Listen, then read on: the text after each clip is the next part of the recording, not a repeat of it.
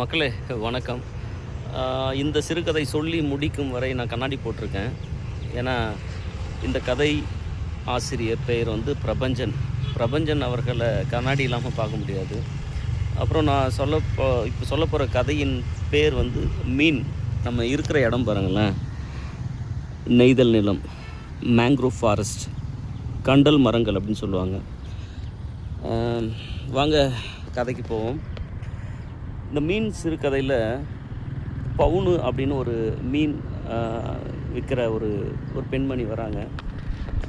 ஒரு காட்சி, அதில் 4 ரூபாய்க்கு தான் நான் தருவேன், 4 ரூபாய் தான் நான் தருவேன், நீ எனக்கு மீன் கொடு அப்படின்னு ஒருத்தவங்க கேட்குறாங்க.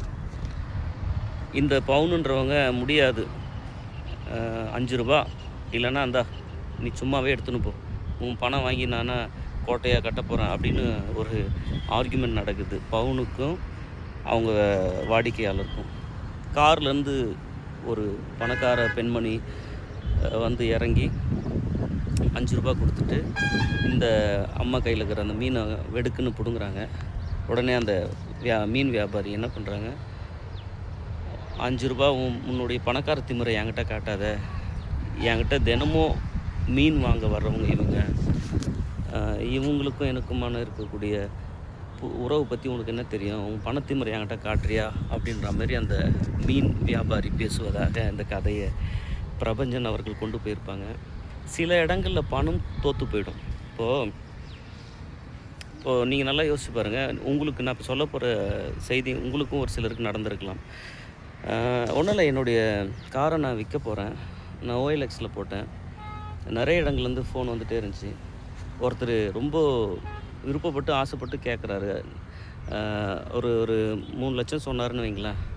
இன்னொருத்தர் 3,25,000 கேட்குறாரு. இந்த 3 லட்சம் கேட்டவர் வந்து என்கிட்ட ரொம்ப சென்டிமெண்ட்டாக உருக்கமாக அவங்க மனைவிக்காக கேட்டதாக அவர் என்கிட்ட சொன்னார். அப்புறம் மழையில் வந்தார், ரொம்ப சென்டிமெண்ட்டாக கேட்குறாரு. ஆனால் இன்னொருத்தர் வந்து நான் ரெடியாக இருக்கேன் 3,25,000 அப்படின்னு.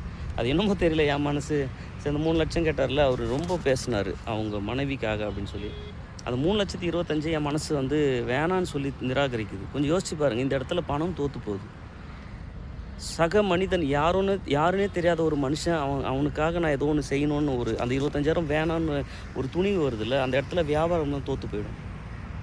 பிரபஞ்சன் அவர்கள் எழுதின இந்த மீன் என்னும் சிறுகதையில் கூட பாருங்கள், 4 ரூபாய்க்கு ஒருத்தவங்க கேட்டாங்க, 5 ரூபாய்க்கு ஒருத்தவங்க கேட்டாங்க. அந்த 5 ரூபாய்க்கு காசு கொடுக்க தயாராக இருந்தவங்கள உன் பணம் எனக்கு வேணாம், நீ 4 ரூபாய்க்கு கேட்டாலும் நீ எடுத்துகிட்டு போ அப்படின்னு சொல்லக்கூடிய இலக்கியவாதிகள் மட்டும்தான்